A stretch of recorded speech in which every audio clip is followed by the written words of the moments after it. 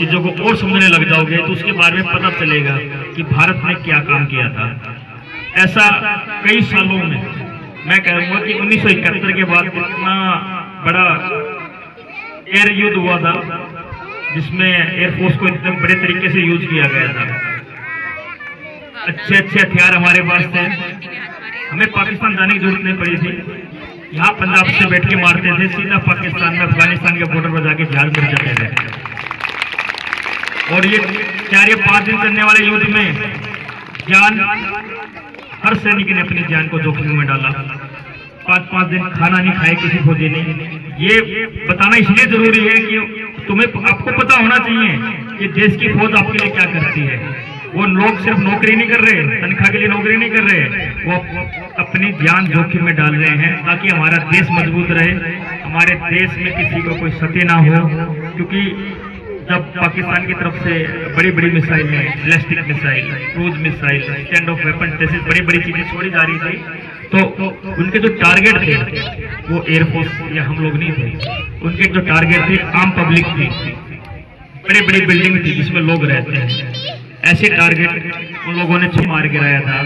और जब उन लोगों ने कोशिश की कि जहाज से मारा जाए, तो उन जहाज को भी हम लोगों ने हवा में ही मार दिया था। ये बहुत बड़ी सफलता थी हम लोगों के लिए, पूरे राष्ट्र के लिए। आने वाले समय में ऑपरेशन सिंदूर में एयरफोर्स ने क्या किया, आर्मी ने क्या किया, आप लोग उसको अपनी किताब में पढ़ोगे। मैं यकीन दिलाता हूँ कि बहुत जल्दी ये जो सिलेबस में ये चैप्टर ऐड होने वाला है। और हर स्टेट के लोगों ने अपनी जान को जोखिम में डाला, वो काम किया जिसके लिए हम लोग भर्ती होते हैं, जिसके लिए हम लोग तिरंगा उठाते हैं। मैं ज्यादा समय आप लोगों को नहीं लूंगा। मैं एक ही चीज कहना चाहूंगा कि जरूरी नहीं है कि आप बड़े होकर फौजी बनो, नहीं बन सकते, हर बंदा फौजी नहीं बन। बड़े बच्चों ने शायद थोड़ा बहुत देख लिया होगा, टीवी में देखा होगा कि क्या हुआ था क्या नहीं हुआ था। जब आप बच्चे बड़े हो जाओगे तो इस चीज को जरूर याद रखोगे कि कुछ ऑपरेशन सिंदूर हुआ था, क्यों हुआ था ये भी आपको पता चल जाएगा। जैसे जैसे आप बड़े हो जाओगे आपकी टेक्स्ट बुकों में ये एक चैप्टर जोड़ा जाएगा, ऑपरेशन सिंदूर, ये क्यों हुआ था।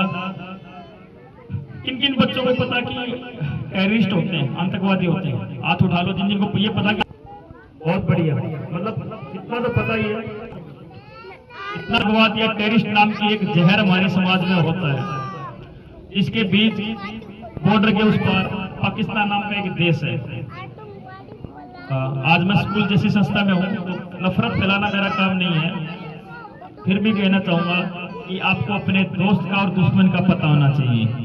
जो आज की सिचुएशन है उसके हिसाब से पाकिस्तान हमारा दुश्मन देश है। अनेक माध्यमों के द्वारा हम पर हमले किए जाते हैं और उन हमलों को इस बार हमने ऑपरेशन सिंदूर के माध्यम से उनको माकूल जवाब दिया। दो जिम्मेवारी फौज को मिली, चाहे वो इंडियन आर्मी हो, इंडियन एयरफोर्स हो या इंडियन नेवी हो, सबने अपनी जिम्मेवारी को बखूबी से निभाया। मैं खुद अगर अपनी ईमानदारी और पूरी निष्ठा के साथ करोगे तो वो भी इतनी देशभक्ति है जितना एक फौजी अपने देश के लिए करता है। तो मैं फिर से स्कूल प्रशासन का तहे दिल से धन्यवाद करना चाहूंगा, जिन्होंने वो थोड़ा कीमती समय मुझे दिया। मुझे काफी अच्छा लगा कि बच्चों को मैं मोटिवेट करना चाहूँ। जब मेरी इनसे बात हुई थी मैंने कहा कि मैं हमेशा तैयार हूँ, कभी बुलाओ, स्कूल के लिए मैं हमेशा तैयार हूँ।